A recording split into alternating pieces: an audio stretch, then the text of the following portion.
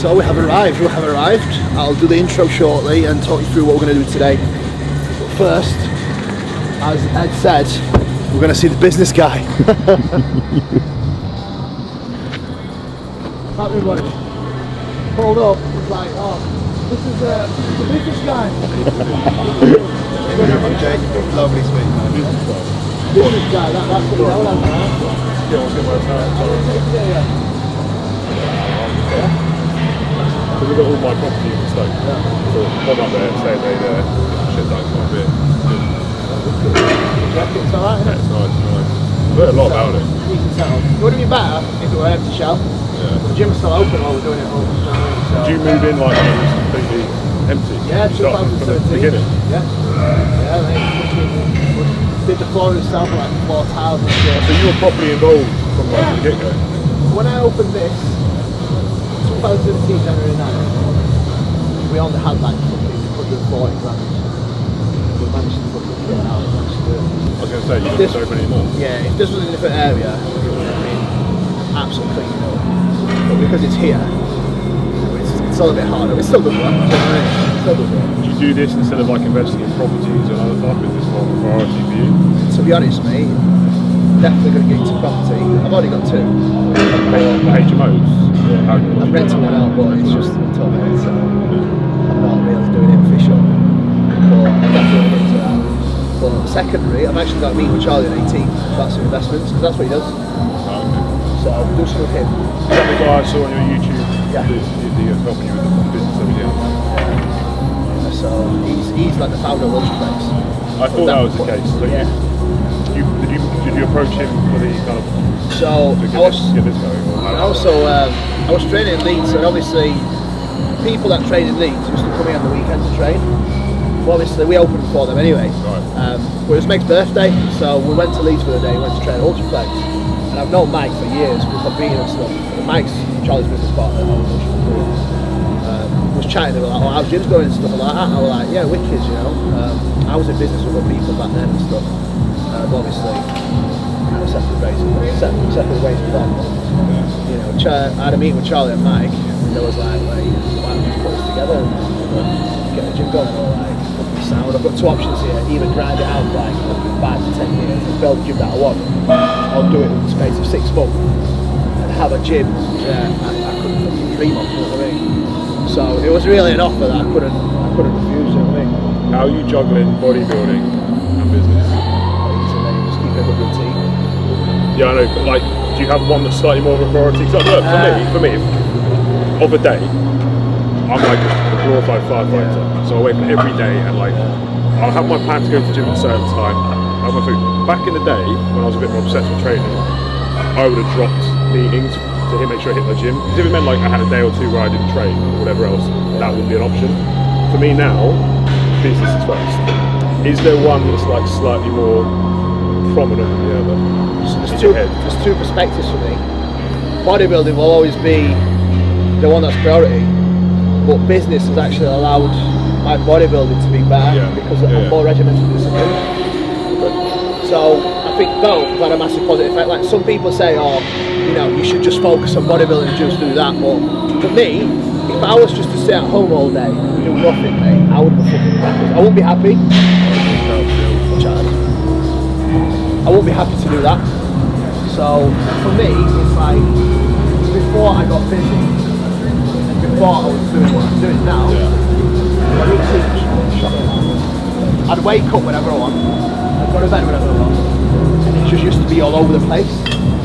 So because it was so all over the place, I don't think I was maximising my recovery, my bodybuilding, my training, my bodybuilding. Now, every single day is like regimented and scaled to a T. Okay, let me rephrase that. Let's say a business opportunity came up that was going to make you a significant amount of money, right? Let's say it came along, and then it was going to pull back potentially your ability to progress your programs at the rate that you want to right now. But it's kind of like wealth that, you know, it's a big opportunity. How do you think you? I mean, it's hard to say because obviously you're not in that position now. I won't do it. You wouldn't do it. No. So bodybuilding. You know why? Because you love it. No. I love bodybuilding for 1, but 2, bodybuilding has gave me everything as well. Okay. So So if not You bodybuilding, own something. yeah, if not bodybuilding, I wouldn't have this. If not bodybuilding, They have to be interlinked. yeah, if not bodybuilding, I won't be where I am. I won't have a home. I won't have a house. And my life, if not bodybuilding as well, my life would have been a lot different. Do you know what I mean? So like, for me, it always has to take like the priority through that perspective because of what it gave me and the discipline it gave me to carry over and lead a different life compared to the path I could have gone through. Do you know what I mean? How are you going to scale up now? I'm only talking things about me more of a business because I watch your content. I love your stuff. I'm a business. Well, I'm a business, and more importantly, I'm a hobby builder. So I love bodybuilding. I love business, but I love bodybuilding. Right? It's more of a lifestyle for me than an actual income. But from a point of view of like now, where's Cuba the brand going to be, and how are you going to get there? Yeah, so definitely the second gym, that'll be a good turning point. Definitely will start reinvesting in property, and with Charlie he does a lot of investing in stock market and stuff as well. Okay. So definitely with that, because then that way I'll have even more free time. Yeah. Like at the moment I'm at a point where coaching as well now, where I can work with higher end athletes. So I'm not having to scale up so much where I'm working with so many different people to be able to earn a set figure. Yeah. I can work with less and get away with earning more. That's exactly what I'm doing now. So the idea is I physically can't work anymore, and you're probably at that same point. It's like, well, I got 100 units of every day. 100 of those units of energy is being expelled every single day. How do I get more out of those units without actually having to add more on somehow? It's like I can't sleep any less. I can't. So it's, You won't be happy. and that's it as well. I think you probably could do it. You probably could work more, but you'd be miserable. Exactly. That's the thing. It's give or take. Well, I also think there's a point at which you can overwork the same way you can overtrain. Yeah. And I've been to that place where I'm like, I'm definitely being counterproductive at work because I haven't put myself enough to improve, or I've been overdoing it. So are you looking to bring more people into the business now? Yeah, definitely. Because I think I saw in your videos you talk about scaling, getting away from personal brand and looking to kind of use your bed now to build out a kind of team below you. Oh, definitely. That's definitely the way, because like it got to the point where I was getting inquiries every day for like lifestyle coaching. That meant I've not done lifestyle coaching in well like over a year to 2 years. I can't do it because I'm at a different level now. I'm at a different point. Not like in a different level where I'm like, oh, I just want to attack top end athletes, but lifestyle coaching got to the point for me where it was draining me because I did it for so long. So I did it. I started PT when I was like 18. So pretty much started coaching with lifestyle people from that age. And like after 5-6 years of doing the same stuff, it just took the joy out of me. And like working with top end athletes, it doesn't really feel like I'm working. Like, yeah, it's like excitement. Do you know what I mean? How build the brand. Yeah. So at the moment, definitely trying to build that up. Got 2 girls working for me now. Obviously, Meg's doing really well as well. But it's just all about getting them on board and getting them to a good place, to be honest. I was going to say, so what in your life right now? What's the bottleneck? Like, is there something that you're struggling to overcome, like to get through, to get to your goals? When you wake up every day, what's the hardest thing you face? You think, if you don't have any? Right now, Yeah. I don't know, man. I think everything's going so well, but you always think to yourself, like, what do we do from here now to get to that next level without sacrificing what I love? Do you know what I mean? I think that's the main thing, really. I think for me, the best thing to do, I actually did something the other day that really helped. I'm going to get to the point where recently I was like, I'm under so much pressure all the time to keep growing financially. More. My wife said to me, she said, Elliot, what are you doing it for? And what I've been doing with the business side, it wasn't really the physique side. She was like, you don't have an actual goal. So right now, it's like you're approaching business like you're trying to compete for #1 spot at the Olympia, which I'm not. I'm not trying to beat Bill Gates or Elon Musk or this, that or the other, but I'm working as though I am. And I actually sat back and was like, if I don't actually have an end goal with really objective tasks that I need to hit or goals that I need to hit, how on earth can I actually engineer a life that's going to get there and enable me to actually get to the life that I want to? Because right now I'm just taking everything I possibly can on, and it feels like there's a great big weight on your shoulders. So But without a vision in front as well. Without the vision, it's just you're just running. You you're like, I'm sprinting, but I don't know where the end goal is, and it just feels like this enormous stress. So, from the point of view, I think if you could say, right, yes, I think you've got a very good idea of what you want for bodybuilding. If I can put my financial goals, if you could set your financial goals to the same level you do your bodybuilding goals, and they go, how do I achieve both of these by combining my business and my physique goals together, which I genuinely believe you're doing a fantastic job of, because they work in harmony. Obviously I mentor a lot of people, and what I always say is like, use your story to build your brand, use your story to build the tangible assets, the non-tangible assets and everything else. And what you're doing is incredible. Like the filming that you're doing right now, you're networking really well, you're building a legacy and you're building a brand above and beyond yourself through this. So you can do both. Yeah. But it's like, if you don't have that financial goal of where you want to be, and also how much passive income are you going to need to get to that goal? Because I'm guessing, I bet your financial goals aren't as set as your physical ones. It's not more, it's more the goals that like, it's not really financial, so it's not really a figure that I want to have in mind. It's more the assets. So for me, over the next, pretty much by time I'm 30, I set the goals of having 5 gyms. Look how young you are. Yeah, so 5 gyms. Fuck's sake. Yeah, I sort all that out. So it's like, I think I wrote it down like a little book that I tend to meetings and stuff. But it was like 5 gyms, and I think it was like 20 properties. Okay. And get to the point with my coaching brand where I can just work and scale right back to working with a small number of individuals. Yeah. Where I can really put, a lot into that. But at the same time, manage a team under me that can just crack on. But why 5 gyms and 20 properties? Why? Yeah. That's just like a stepping stone to tick off by the time I'm 30. Yeah, but is there a financial, is that just completely like arbitrary figure of what you want to hit? Yeah. There's nothing actually behind it. What do you mean? That they wouldn't have to hit a certain amount of profit, they wouldn't have to earn your amount. It's literally I just want that number The thing is though, if I get the gyms, I know they'll be earning profit anyway. Right, so you kind of have a rough idea of what they're going to earn. Okay. So it'll be a similar setup to this, if not better. I think better because of the locations. So the next location that's set is Manchester, and I know when that's set and done, I know that's going to probably do double what this does, simply just down to the location of where it is. So that's definitely that's the next one, and then next year another one. But obviously, to get to that, there's a lot of things that need to step and kind of tick off step by step. Such as? Well, keep doing what I'm doing now. Keep doing what I'm doing now. And your coaching wise, actually, for my viewers, I want to talk to you a little bit about coaching, because obviously everyone comes to me. A lot of the guys that you actually train, I mentor and help build their business. I think there's about 10 of them. There's loads. Everyone's like, you've been training me. I'm like, right, I need to go meet up with Cuba. There is a lot. I'm like, I've got to go meet up with Cuba, because you obviously coach a lot of coaches, because that's the caliber you're at. That's kind of your niche. You're like you said, high-end people. So if they're coaching other people, you're the coach of coaches, which is an amazing place to be. But you didn't start there. You just told me when you were 18 you were training lifestyle people. Oh yeah. What do you think for the people that are trying to get to where you are? Because obviously a lot of people are inspired by you. What was it that set you apart? I know obviously the consistency with the else, but what about you got you to where you are?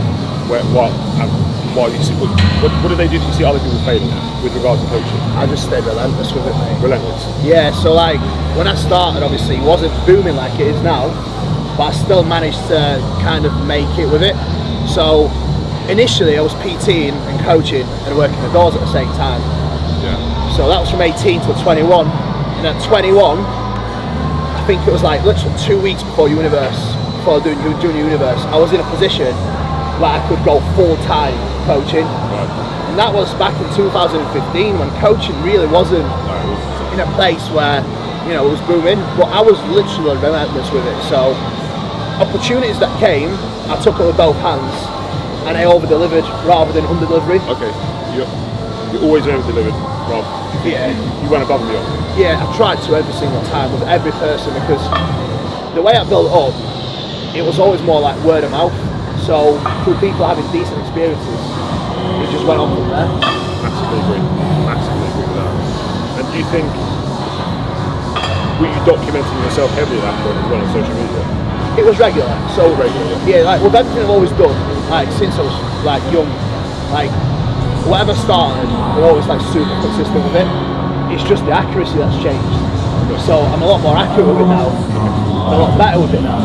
You understand your target market better, you understand what they want to see, you understand what to put up rather than spinning your wheels. And more people that I want to attract as well, rather than, like, the posts that I make generally, if I'm making a post that, I want to kind of speak to the audience, it's not going to speak much to lifestyle people. It's always going to be more targeted at people that are coaches or are content competitors.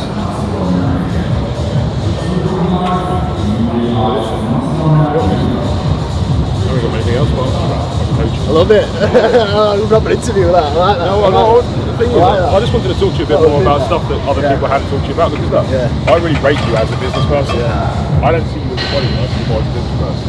You're a very smart guy. People don't see it. I reverse engineer what everyone's doing. You have to do it. You have to, mate. Yeah, and I think your personality itself as well, something that I think, in my personal opinion, what's got you to where you are, is if you look at a lot of the big names, they're fucking authentic. Jordan being one of them, right? I've known Jordan for years. I don't know how long, but he took no bullshit. He stayed in his own lane. He had a very direct, view of who he was coaching. If he didn't like the way he did things, doesn't matter. He always pissed people off in the industry. He always said things to an orthodox, but stuck to his guns. And I think you're the same. You've got a personality which is so kind of, I think it's authentic. So you're true.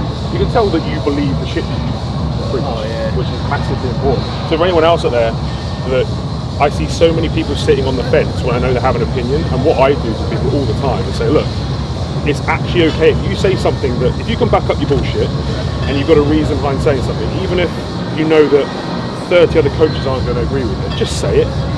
You trying to pick, because you've seen Cooper posting a video about the way he does a leg press or whatever, if you've got a separate opinion on that, but you have an actual valid reason as to why, because I'm sure he'd say that he'd contradict you if you didn't agree with it, and you sticking to your guns and being authentic, and you always apologise if you're wrong, or I've changed my mind on this, I try to train slightly differently, that's fine. Totally, even with Jordan, what we do now has evolved and changed so much over the years. Especially Jordan. Mate, massively. So it's a constant improvement, it's constant progression. So what we do now is just constant moving forward and forward. So it's definitely getting better. I think so many people are open-minded enough when it comes to different ideas. And I think this is where a lot of people fail, especially bodybuilding and business, really. If you're so closed in on your own way, how are you meant to progress and move forward? Couldn't agree more. You need to kind of take away different bits from different people. Even if you don't like them, it doesn't matter. If someone's got value to add to you, you should take it with both hands, really. No one's ever fucking right 100% of the time. Absolutely. As soon as you think you're correct, all the time, you're failed. That's when you're done. Yeah. That's when you're done. And I always think, what's worst case scenario is, if you try something that someone else suggests and it doesn't work, it doesn't work. That's it. You're open-minded.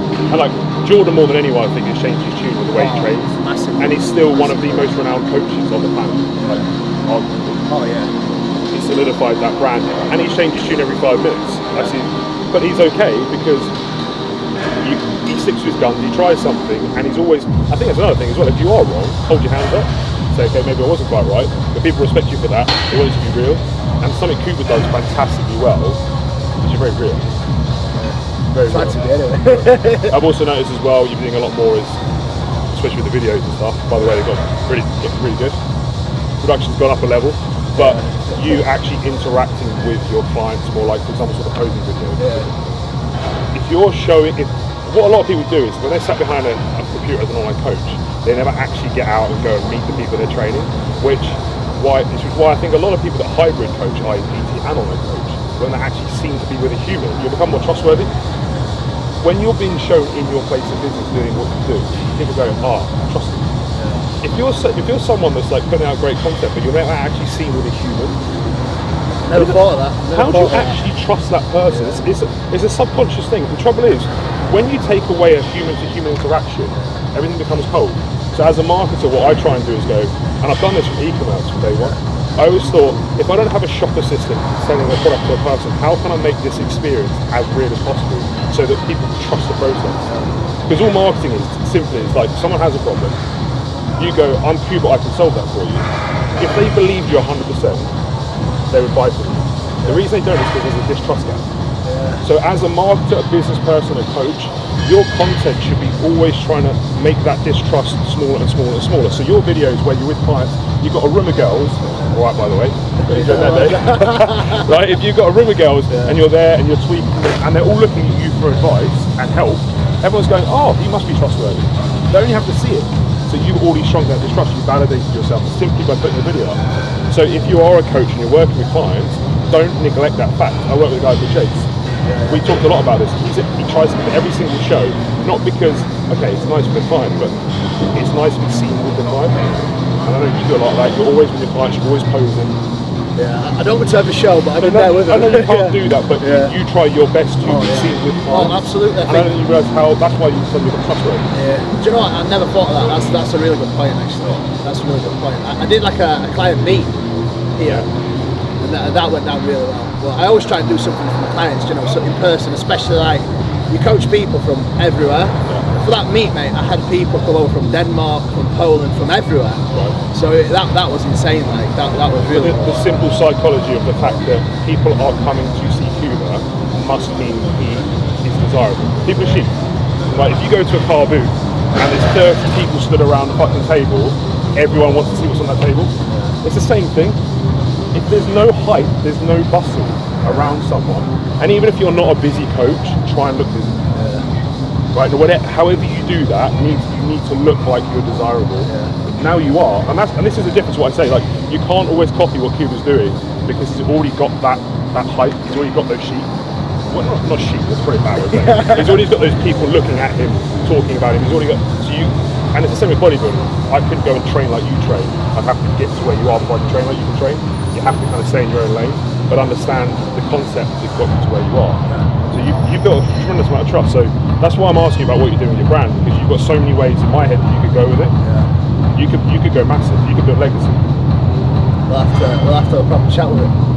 There's a lot of money to be made from brand once you get to this level. It's how you do it. Yeah, that's probably one thing I could do some help with, really. Hey, always open for. I love business, so I love business where you like bodybuilding. I love bodybuilding. Yeah. Yes, love it. You made some good points there, though. Really good points. But do you know what? Like, I do stuff like that without even thinking about it, really. Exactly. But a lot of people don't have the intuition that you have. So this is what I do for my mentoring. It's like a lot of people literally have zero idea what to do, so I actually have to lay it out for them. So I spend my time looking at guys like yourself going, how has he become successful? And I go, okay, he does this, which does this, which does. You just go, I do this because it works, and intuitively you know that it works. It's like someone that can come into the gym and just understand how to like row properly, and it hits their back and like, how did you work? How did you do that? It's like they're born like it. You've got the brain to be able to work it out, whereas other people don't.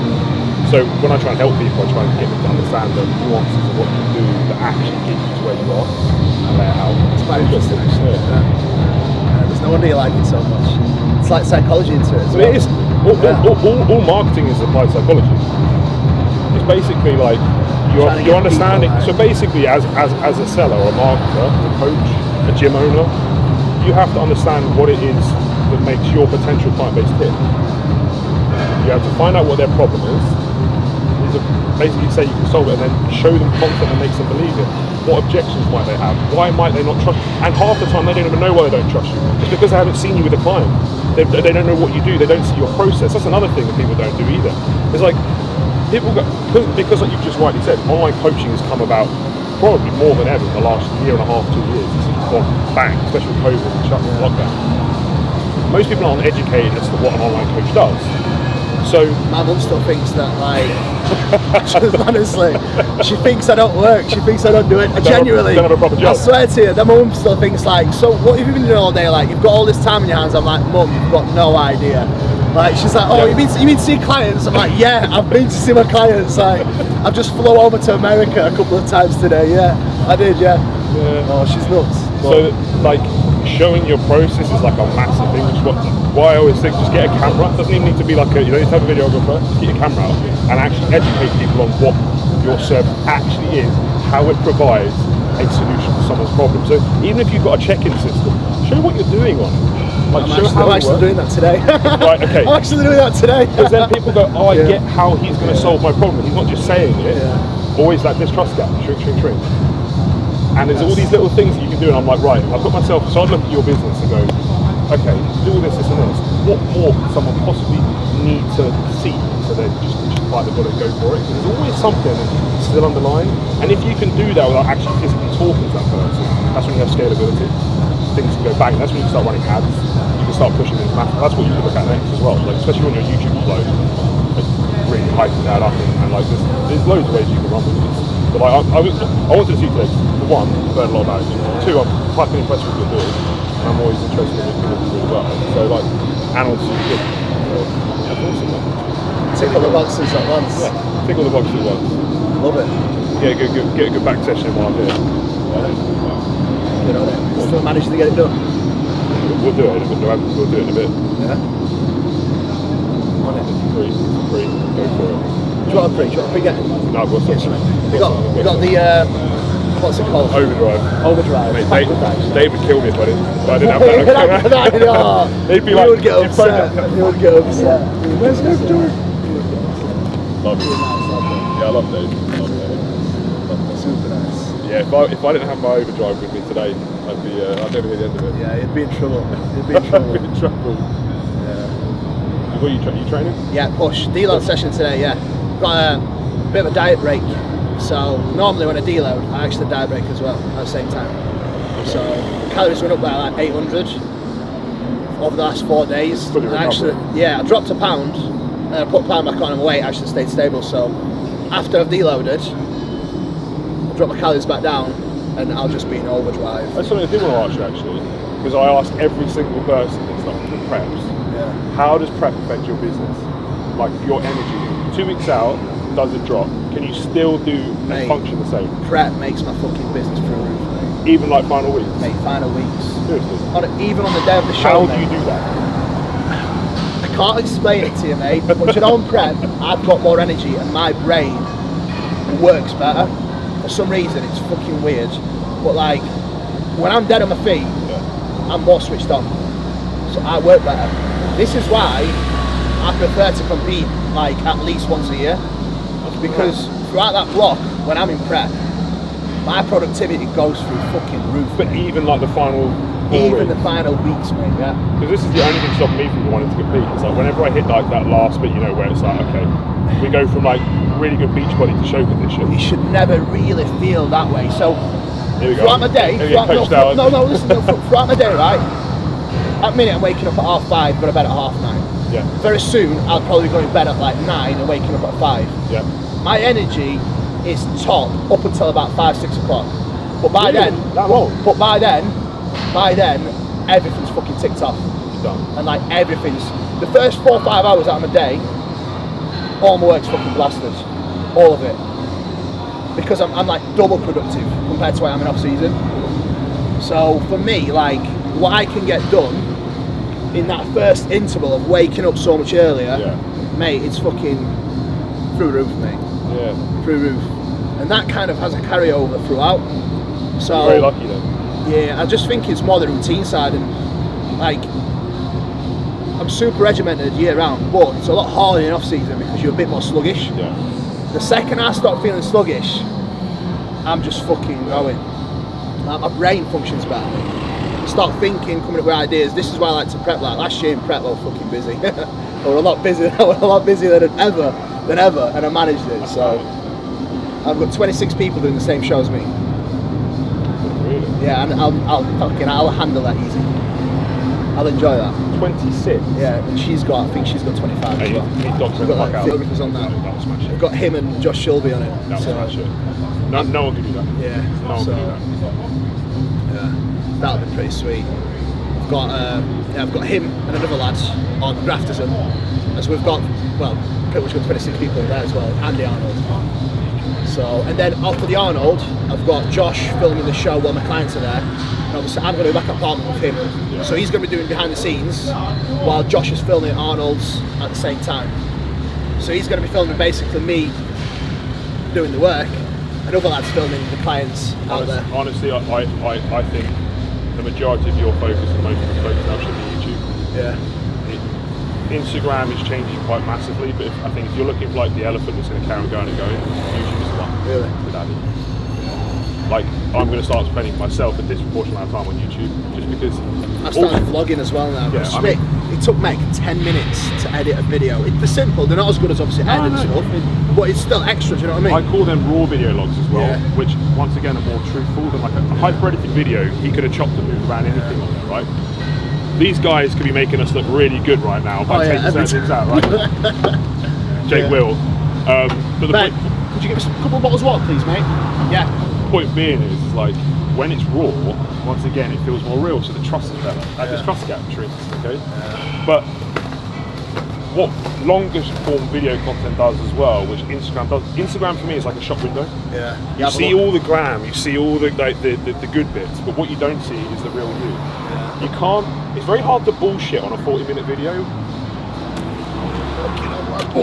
See that? That was skill, that mate. Skill. Thank you. It's very hard to bullshit on a 40-minute video when you're doing a full day in the life. Yeah. You get caught out real quick, so if you start cranking out a few of them. So people start going, I seem to feel like I know this guy without ever having spoken to him before. That's why I feel like I kind of know you a bit more than. And like, I bet if you follow guys like Brandon Hardbody, for example, he's doing really well. Yeah. Like him or hate him, he has built a following based on like a very high conviction of people feeling like they probably know who he is. And that's why Netflix series are good. They tell a story over a long period of time. You can't do that on Instagram anywhere near as you can, as well as you can on YouTube. So if you're trying to build brand and legacy, YouTube, which I know you do well. That's what I've got planned with him now.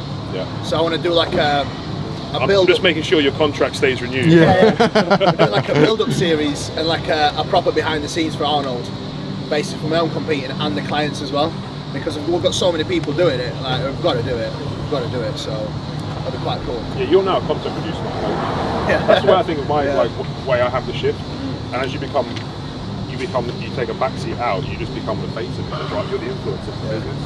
And then you have everyone doing the components within it. Yeah, that's something I spoke to Charlie about. Like my dream, ultimately, really, like I never want to step away from coaching because I really love coaching. Like, I never coached the financial side of things. Yeah. I coached because I loved it, do you know what I mean? Like, I could have done different things that would have probably arguably not the same income, especially back in the day when the money wasn't there. But I still stuck it out. So it's like, for me, like, I never really want to scale back with coaching, but what I want to do ultimately is scale right back so I can basically say, right, I'm working with so many people at the minute, which I never really work with above really 100 people at a time, because for what I do, that would mean sitting in an office for 8 hours a week. Especially with waist notes. Yeah. A lot, So I won't be able to do that, especially because it's not just checking, it's form clips, it's everything else, and it's like aftercare as well. I just won't have the time. So for me, like in the ideal world, we'd be scaling back to like 50, but that 50 would get fucking legit push. But then again, with that 50, it's finding the 50 gems that are going to give me the 100%, do you know what I mean? That would be the hardest thing as well. But I think over time, well, over the next couple of years, I'll be able to do that, because then that way, I have more time to do content, I have more time to improve my own education and stuff like that with it, because at the moment, like, I'm always doing a certain course. Like at the minute I'm doing JP University, like John Jewett and stuff. He's doing well. Yeah, and it's sick. That course is unbelievable. It's fucking sick. I've heard good things about it. Great. So for me, that would be the dream, because then I can do my coaching, which I fucking love. Off the back of that, I've got more time to do whatever I want with YouTube. But not only that, I can do certain courses, I can do stuff that's going to improve me as well. Do you know what I mean? But still be able to hit the goals that I've got financially and in business, do you know what I mean? You're going to do very well. Yeah. Just getting there, innit? Time, that's all it takes, isn't it? Well, time. It's time, but you're doing it at very...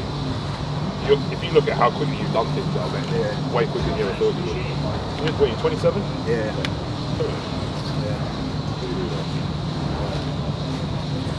So, should be alright, see what happens. I think this year will be good, and then next year, let's keep going. Every year's a good year, Pete. Every year's a good year. I always say that, no matter what, every year's a good year. Fucking right. It just gets better. Well, even if, like, you don't have the best year, it's always fucking less than Yeah. It's how you see it, innit?